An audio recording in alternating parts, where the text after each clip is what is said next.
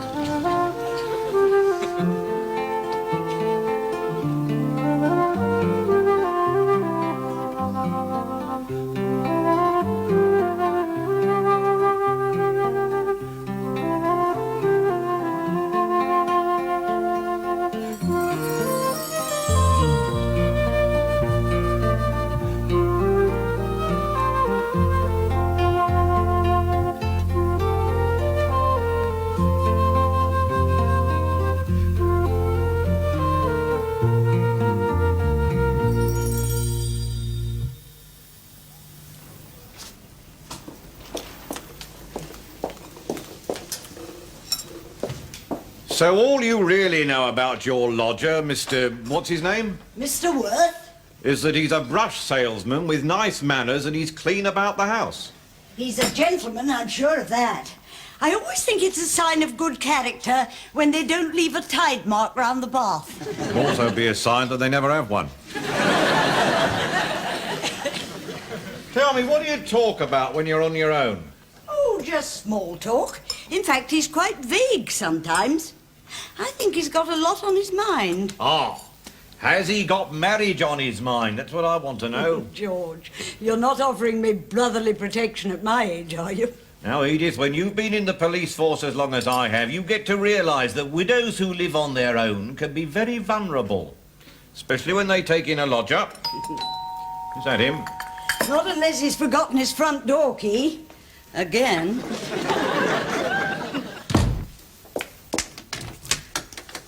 Good morning, madam. What a lovely day it is for the time of the year. Now, I am your clean work brass man, and I'm here to show you how you can dispense with all your workaday worries at a sweep. Allow me.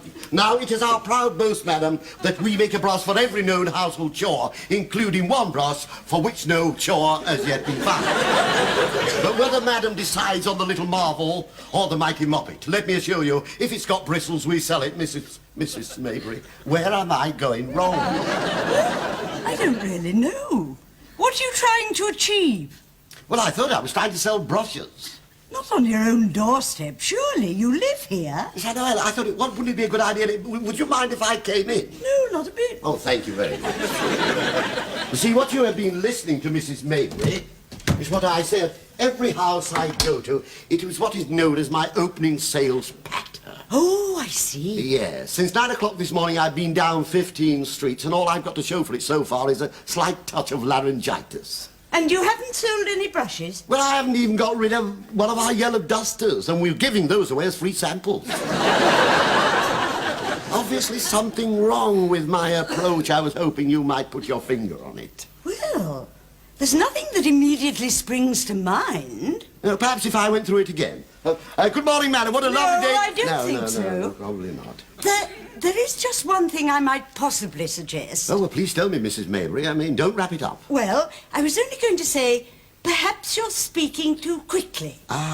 You mean I might be gabbling? Just a little. I see, the point is I have to try and get it all in before they say, not today, thank you, and close the door. Or I find myself talking through the letterbox. Well, perhaps my brother can give you an opinion. He's in the living room. Well, I'd be very grateful if he would. It could be something very, very simple, like I should never have taken the job in the first place.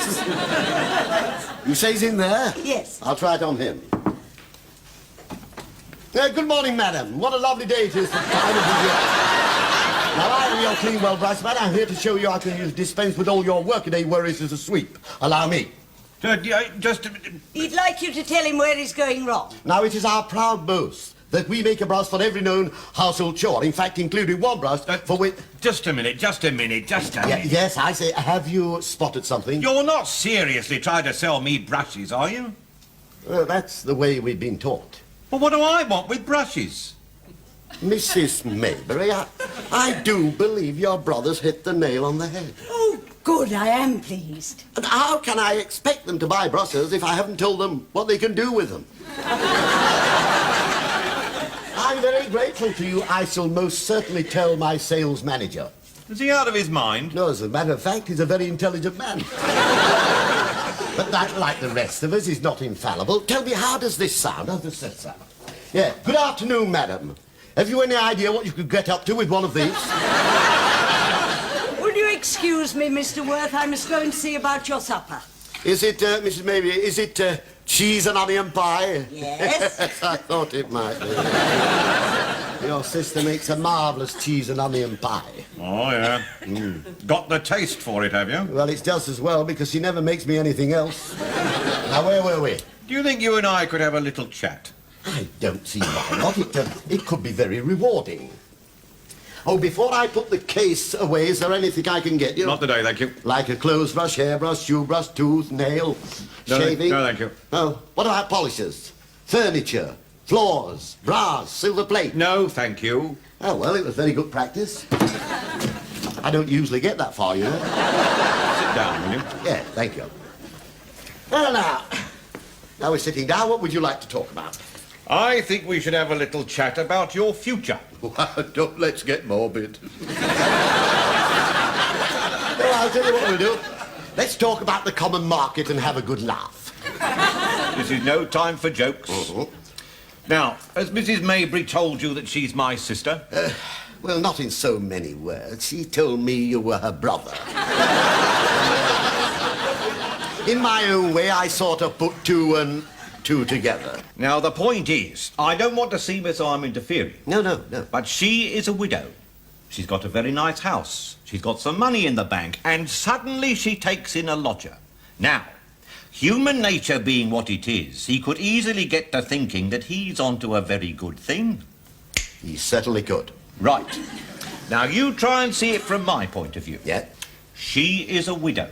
She is not unattractive. Anything but. In fact, I would go so far as to say Mrs. Mayberry is rather fetching. Oh. A lot of men would think so. How about yourself? No, I don't think they give me a second look. Which, incidentally, is fine by me. Look, I am not going to let a perfect stranger inveigle my sister into marriage and move in here. Good, I'm delighted to hear that, because the first thing they would do is give me notice, ask me to clear out. Who would? Your sister and this perfect stranger. Sit down. Now listen, when you took this accommodation, did you provide my sister with references? References? Yes, you know, letters from people vouching for your integrity. Oh, no. Ah, well, that's common practice when you take furnished accommodation, you Is it know. really? Oh, you've got to have a reference. I mean, we know nothing about your background at all, do we? You could be anybody. Oh, no, I'm definitely me. You can have my word on that. What I want from you is a reference from somebody of some standing. A reference? Yes, now you get one and you let me have it as soon as you can. Not as easy as it sounds. I wish I knew somebody I could ask. Well, there must be somebody who knows you well enough, surely. There's my doctor. Old Dr. Bascom knows me inside out. Oh, well, the doctor will do very nicely.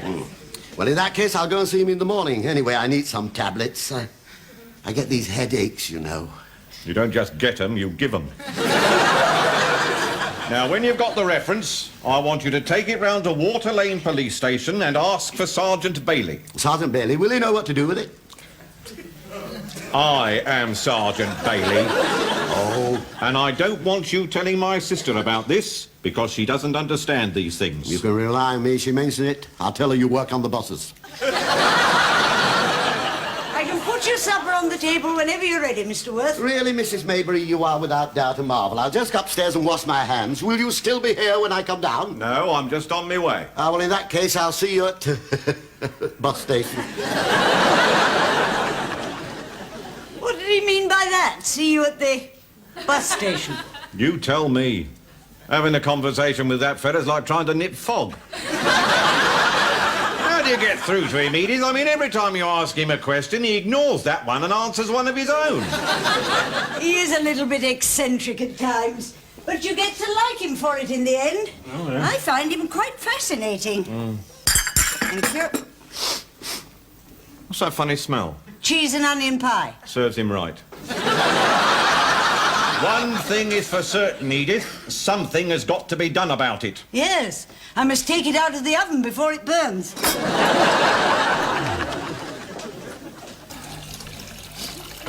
Come in. Thank you. Oh, do sit down, won't you? I won't keep you a moment. Look, I think I'd better come back later. You see, I want to see old Dr. Bascom. Thank you. Well, Dr. Bascom's on holiday. I'm looking after his patients until he gets back. If that's all right. It's all right with me, but don't you think you ought to check with Dr. Bascom first? I have. Dr. Bascom's very happy. Just sit down and I'll attend to you. Well, I will, but I don't see how you can. Well, unlikely as it may seem, there is nothing that Dr. Bascom can do for you that I can't. Really? Really. Perhaps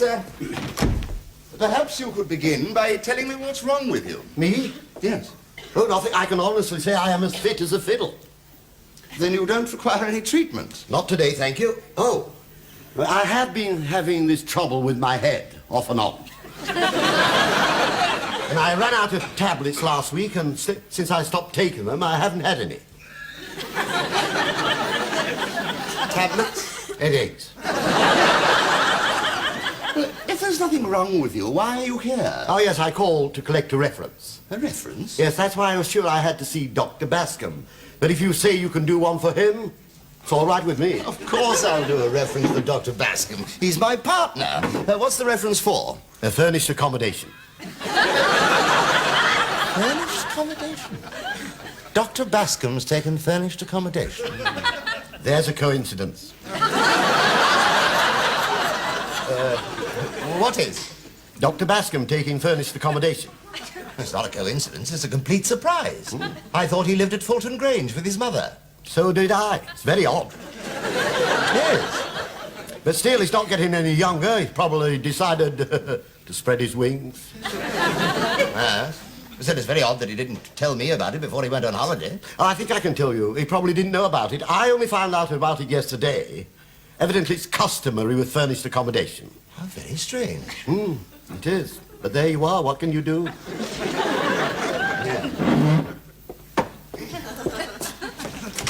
Miss Tilson, would you bring your notebook, please? Yes, Doctor. I'd like you to get one of Dr. Bascom's visiting cards with his medical qualifications on it and attach it to this letter. Of course, Doctor. To whom it may concern, I have pleasure in commending the applicant as a man of exemplary character whose honor and integrity are held in the greatest esteem by all those who know him. Why, say steady on. I beg your pardon? You're piling it on a bit thick, are you?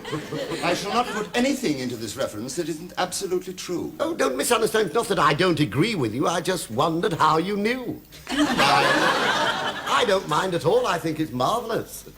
Paragraph. He lives by the highest code of moral conduct, and His Eminence, both as a leading citizen and as a servant of his fellow men, is admired and respected by, All who know him? No. No. Many influential authorities both inside and out of the medical profession. That's even better. That satisfied? Yes, make 2 copies. I'll have one framed.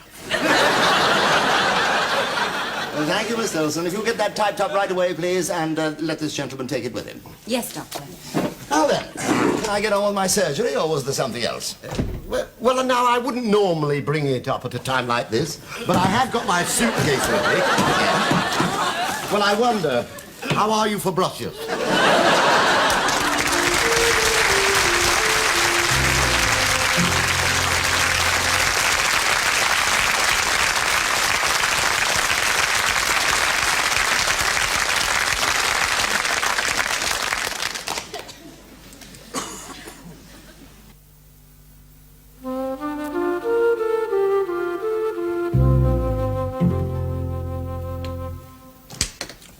Not to worry, Mrs. Maybury. It's only me. I'm in the kitchen, Mr. Worth.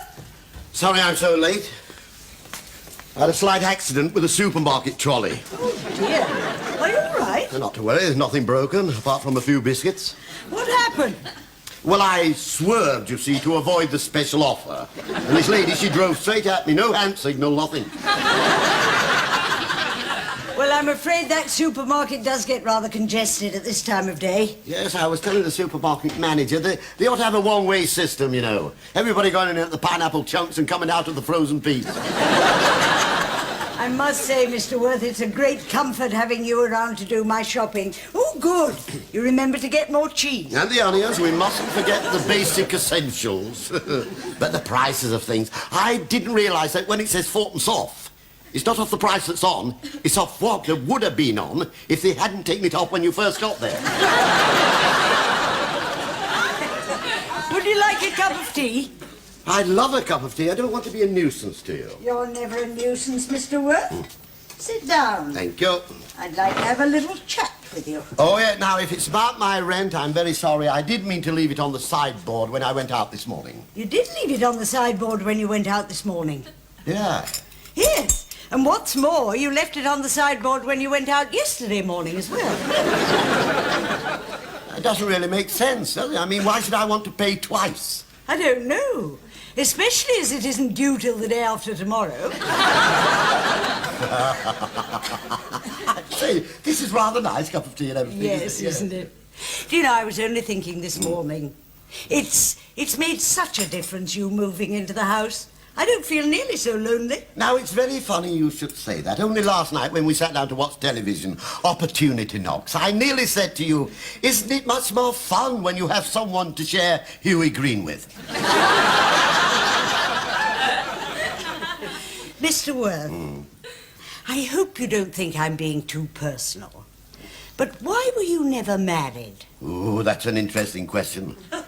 I wonder if I can answer it without my tea going cold. I'll tell you what I'll do. I'll draw what is known as a comparison.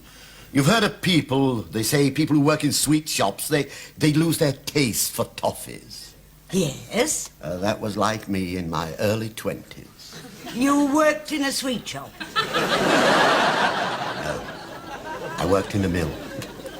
500 beautiful girls, I've never forgot them, shouting, bickering, laughing, screaming. Mrs. Maybury, do you mind if we don't go on with this? No, not at all. I hope you don't think I was being nosy. It was just something my brother said yesterday.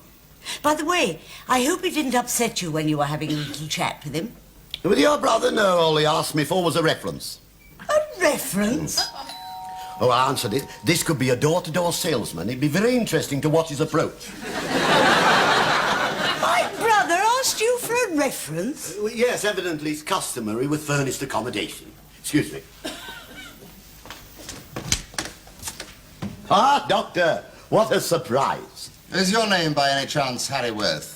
Of course it is. Don't you remember? I came to your surgery this morning for a reference. I'm hardly likely to forget it. I've been trying to trace you ever since. Ah, did you want to add a P.S.? Who is it, Mr. Worth? It's all right, Mrs. Maybury. I can take care of this. Oh, thank you. Come in, Doctor. Please, go through. Sit down. Thank you. You'll be very delighted to know I'm not having that trouble with my head. Mr. Worth, I think I better tell you straight away that I have checked with Dr. Bascom's mother, and he is not moving into furnished accommodation anywhere. Isn't it? Very kind of you to let me know. You need to have made a special journey. Any time would have done. Please, sit down. I don't think you quite appreciate the seriousness of this situation. I have his mother's word that Dr. Bascom is not moving out of Fulton Grange. Ah, well, I suppose he's entitled to change his mind. He didn't change his mind. He wasn't moving out anyway. I'm glad to hear that. Be far happier with his mother. What did you do with that reference that I gave you this morning? No, I took it to the police station, gave it to Sergeant Bailey. Sergeant Bailey? Not so loud, his sister's through there. She thinks he works on the buses. Now, he was the one I gave it to. I don't understand this. Now, why would Sergeant Bailey want a reference when Dr. Bascom is living with his mother? You've got me there. But what's your interest in the matter? I couldn't care less where Dr. Bascom lives, although I hope he doesn't do anything foolish. Mind you, I don't think he will. He's a very nice man. Look, who told you that Dr. Bascom was moving into furnished accommodation? You did. I did? Yeah, excuse me. Ah, the man himself. What can I say? Except that I am very sorry. Well, if you've anything to say, I should say it to the doctor. He seems a little confused. But I could have dropped through the floor when I read what you left at the police station. I'd no idea you were so well thought of. I must confess, it came as quite a surprise to me. All I've ever had in my life is a certificate to say I can swim 2 lengths of the bath. Is that you, George? Yes, it's all right, Edith. It's only me. Hey, you better cover up before she comes in. What? So, I've got a bone to pick with you, George. Well, it's too late, she knows. Edith, I have never been too proud to admit when I'm wrong. And I was completely mistaken about this gentleman, and I apologise. He is a prince among his peers. And you are very lucky to have him under your roof. I'd like you to remember that. I will. And if you'll step in here for a minute, I'll tell you something I'd like you to remember. If you release me, Sergeant, I'll get back to the doctor. Now then. What do you mean, I did? Not quite with you. You just said that I told you that Dr. Bascom was moving into furnished accommodation. Ah, that was before his mother told you he wasn't. But he never was. As it transpires, but you weren't to know that in the first place now, were you? Now, look. All I know is that you came to my surgery this morning. You told me that Dr. Bascom was moving into furnished accommodation, and I gave you a reference in support of that application. Just let me get it. You wrote that reference for Dr. Bascom?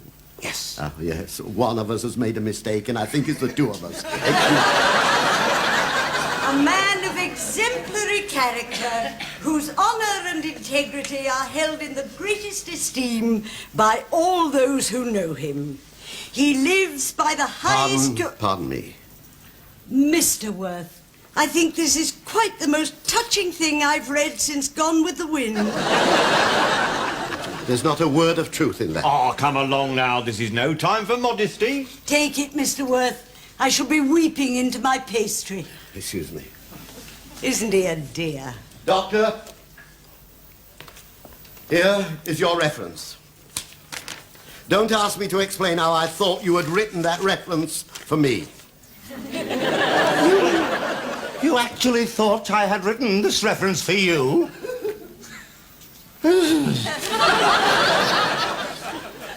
You? Yes. How's your head? I'm going to need some tablets. Does it feel as if it's all swimming round inside and somebody is tapping on the back of it with a little mallet? Ooh, more or less. Try some of those. What are they? They're what I'm going to take. Good afternoon. Oh, just a moment. This is Sergeant Bailey. You don't have to whisper. His sister knows. This is the doctor. Oh, are you the gentleman that wrote that reference for Mr. Worth? I'm very pleased to meet you, sir. Any friend of his is a friend of mine. Can I give you a lift? Has your friend gone, Mr. Worth? Yeah, Mrs. Maybury, now I have to tell you something that you might not like to hear. All those nice things in that reference didn't apply to me. Oh, nonsense. They were all very apt. No, what I'm trying to say, Mrs. Maybury, that reference was written for somebody else. Oh, I knew that. Only I didn't want George getting on his high horse again. No, now I don't understand. How did you know it wasn't mine? Well, it didn't say anything about how kind and considerate you are. And how delightfully confusing you can be when you get hold of the wrong end of the stick. Mrs. Maybury, you're a very clever woman. Well, now, I'm a brush salesman. I suppose I'd better go and sell some brushes. Mrs. Maybury, do you really find me confusing? Just occasionally. Then from now on, I must try and pull myself together, and I'll make a start right now. Let me give you this week's rent.